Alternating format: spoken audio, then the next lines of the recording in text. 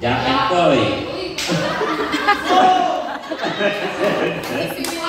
Okay, ito po, magbigay po kayo ng first letter. First letter po English or Tagalog po? English or Tagalog. Book sa Bible. Go, Ethel.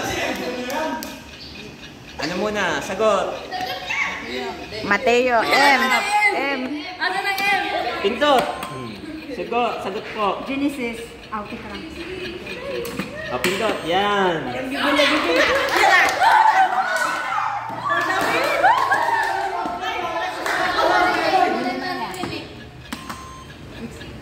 Ano pong sagot niya? Exodus. Okay.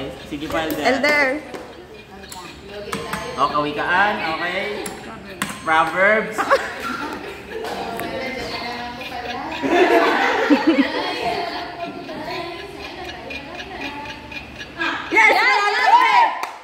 Ano po?